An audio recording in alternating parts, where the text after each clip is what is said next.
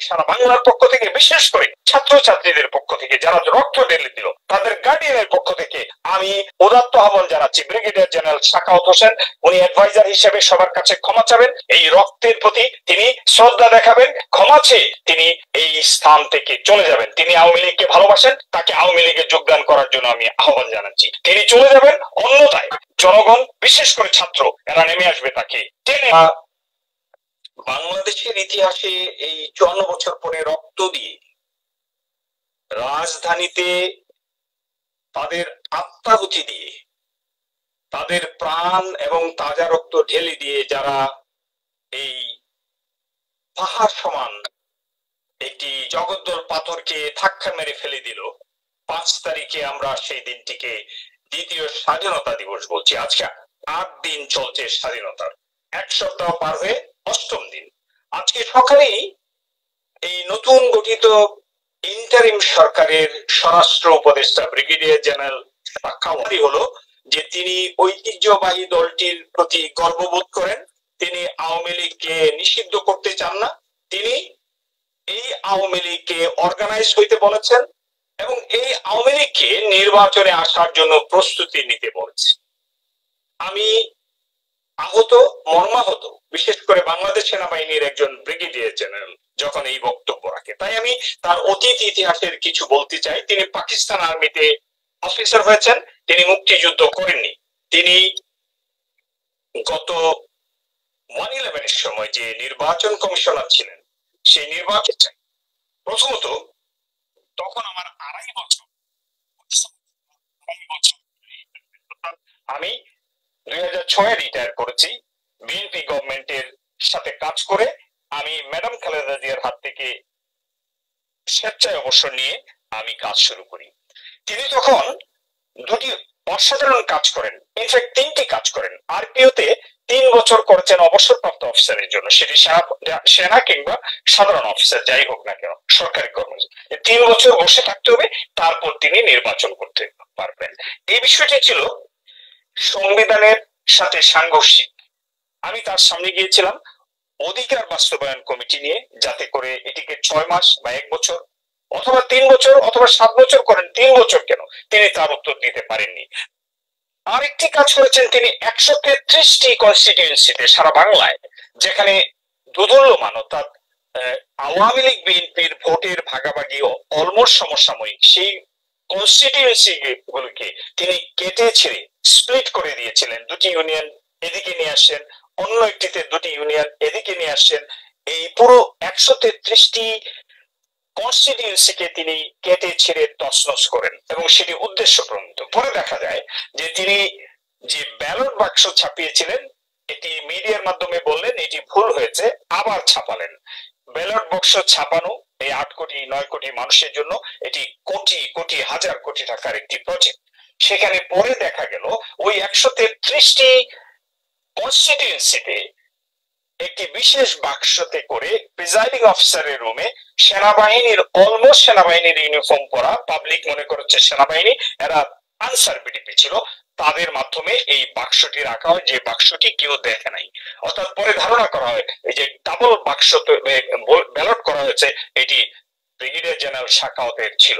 আমি প্রশ্ন করছি, এর উত্তর তিনি দিবেন, কেন তিনি ডাবল করেছিলেন, কেন সেই প্রিজাইডিং অফিসারের যে বাক্সটি আলাদাভাবে রাখা হয়েছিল, এটার উত্তর দিবেন। 1 2 হলো তিনি যে কনস্টিটিউয়েন্সি গুলোতে, আমার নেত্রকোনা কিংবা নাসিরনগর আমি গিয়েছিলাম কিংবা ব্রাহ্মণবাড়িয়া, সেখানে আমি দেখেছি যে একইভাবে অনেক ইউনিয়নকে কেটে ছেড়ে নেন। এটা আমার প্রশ্ন, তিনি এতদিন পরে এসে, স্বাধীনতার প্রায় 50 বছর পরে এসে এই কাটাছেঁড়া কেন করেছিলেন, এটার উত্তর দিবেন।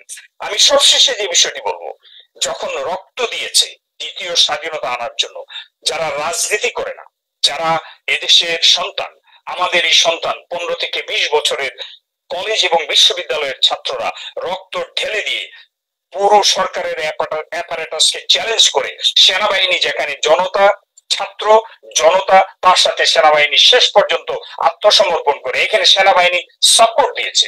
আজকে আমি একটি বিষয় বলতে চাই, 3 এবং 4 তারিখে সেনাবাহিনীর যে হার, মেজর, ক্যাপ্টেন, লেফটেন্যান্ট, জেসিও এবং এনসিও, তারা প্রকাশ্যে বলেছিল যে আমরা একটা গুলিও ছাত্রদের উপরে দিব না, বাট আমরা এই লেসপেন্সার যারা আছে, ছাত্রলীগের ক্যাডার যারা আছে, কিংবা এই যে পুলিশ কিংবা বিজিবি, এদেরকে আমরা শট করবো, পাখির মতো গুলি করে মারবো যদি আরেকটা গুলি চালায়।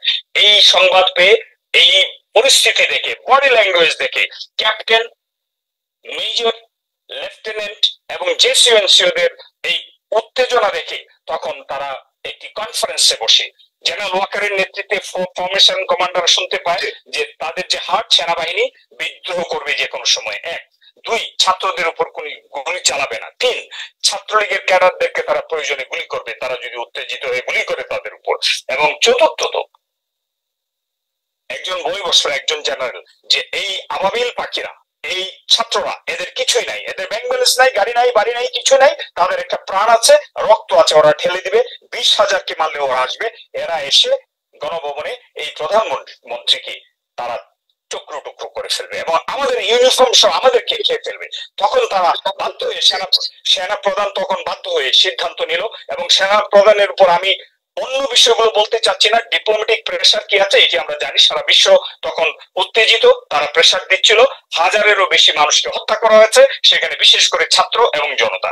তখন সিদ্ধান্ত আসলো এবং ফল করলো। আজকে স্বরাষ্ট্রমন্ত্রী হিসেবে, স্বরাষ্ট্র উপদেষ্টা হিসেবে তিনি যা বললেন, আজকে আমি এর তীব্র নিন্দা জানাচ্ছি, তীব্র প্রতিবাদ জানাচ্ছি। আমি একজন বিএনপির সদস্য, আমি দেশে প্রবাসে কাজ করি, আমি, আমার নেতারা, আমার চেয়ারপারসন, আমার অ্যাক্টিং চেয়ারপারসন, আমার স্ট্যান্ডিং কমিটি মেম্বার, আমার যারা সদস্য আছে দেশে প্রবাসে, তারা চিনে।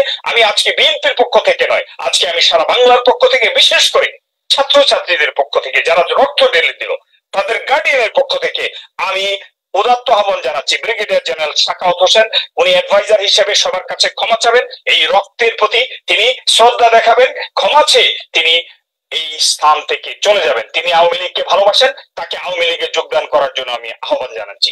তিনি চলে যাবেন, অন্যথায় জনগণ, বিশেষ করে ছাত্র, এরা নেমে আসবে তাকে টেনে নামানোর জন্য। কারণ এটি দৃশ্যতাপূর্ণ, এটি এই যে দ্বিতীয় স্বাধীনতা, তার প্রতি একটি অবজ্ঞা। এবং এই ছাত্রদের প্রতি, যারা তার মতো একজন, তার নাতির সমান দুজন বসে আছে, কিন্তু তারা উপদেষ্টা, তাদের দুদিনের যে উপস্থাপনা অসাধারণ, জাতি মুগ্ধ হয়েছে।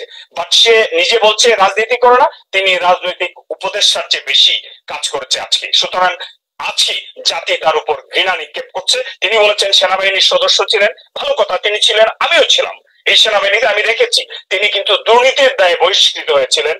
তিনি ব্রিগেডিয়ার হিসেবে বান্দরবনে যে যে মিসঅ্যাপ্রোপ্রিয়েশন অফ মানির জন্য তিনি বহিষ্কার হয়েছিলেন। আজকে আমি বলছি, আপনি নিজে ক্ষমা চেয়ে এই ছাত্রদের কাছে, যারা আন্দোলনের নায়ক, তাদের কাছে ক্ষমা চেয়ে আপনি নিজে ইস্তফা দিবেন, অথবা তারা টেনে নামাবে আপনাকে। ধন্যবাদ। জি, আপনাকে ধন্যবাদ। কিন্তু পাশাপাশি তিনি যে আহ্বান করেছেন, এটারও জাস্টিফিকেশন আছে কিনা? কারণ তিনি বলেছেন যে আওয়ামী লীগকে পুনর্বাসন করার জন্য তাদেরকে ব্যান করা হয়নি, সুতরাং তাদের অধিকার আছে, তারা রাজনৈতিক দল হিসেবে। এটার জাস্টিফিকেশন কি একেবারেই নাই বলে মনে করেন? আওয়ামী লীগ রাজনীতি করতে পারবে না? আওয়ামী লীগের ভবিষ্যৎ কি তাহলে? রাজনৈতিক ফিল্ডে সাগর ভাই, রাজনৈতিক ফিল্ডে উত্তাল দিনগুলোতে যা হয়, তার পরবর্তীতে বছর, মাস, বছর, 1 বছর, 2 বছর পরে কি হবে সেটি জনতা নির্ধারণ করবে, জনগণ নির্ধারণ। তারা কিন্তু জনগণ বেসড একটি দল, সেটি নির্ধারণ করবে। কিন্তু তিনি স্বরাষ্ট্র, এই ইন্টারিম গভর্নমেন্টের স্বরাষ্ট্র অ্যাডভাইজার হিসাবে ওই দলটি কি সিদ্ধান্ত নিবে, কতটুকু অর্গানাইজ হবে, তারা কি আগামী নির্বাচনে অংশগ্রহণ করবে কি করবে না, তার সেই এখতিয়ার নেই। আরেকটি বিষয় হলো যে তিনি যে বিষয়টি বলছেন যে কারা গুলি করেছে, কে চাঁদাবাজি করছে, এই ব্যাপারে অভিযোগ আসতেই পারে। এটি আওয়ামী লীগের যারা লেসপেন্সার আছে, আওয়ামী লীগের এই যে হাজার হাজার চাঁদাবাজ, যারা 15 বছর চাঁদাবাজি করলো, তারা করতে পারে, যে কেউ করতে পারে, যে কোনো থার্ড পার্টি, ফোর্থ পার্টি করতে পারে।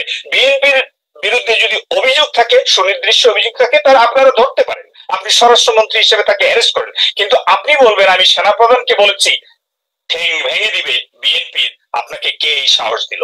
বিএনপি কিন্তু এই গত 18 বছর সকল ধামকি, সকল নির্যাতন, সকল জেল জুলুম তারা সহ্য করেছে, এখনো সহ্য করে যাচ্ছে। এই 17 বছরে বিএনপির লক্ষ লক্ষ নেতা কর্মী সকল ধৈর্য ধরে, একটি কর্মীও বিএনপি থেকে বাইরে যায়নি। সুতরাং আপনি উপদেষ্টা হিসেবে আপনি থ্রেট দিবেন, তাহলে আপনি তো শেখ হাসিনা, আপনি তো শেখ হাসিনার প্রেতাত্মা। সুতরাং আমার মনে হয় তার এই দৃষ্টতাপূর্ণ কথা, উনি ঠ্যাং ভেঙে দিবেন। এই যে ইন্টিমিডেশন, এটি সম্পূর্ণ একটি অপরাধ। তিনি সেটা করতে পারেন না, সেটি বলতে পারেন না। তিনি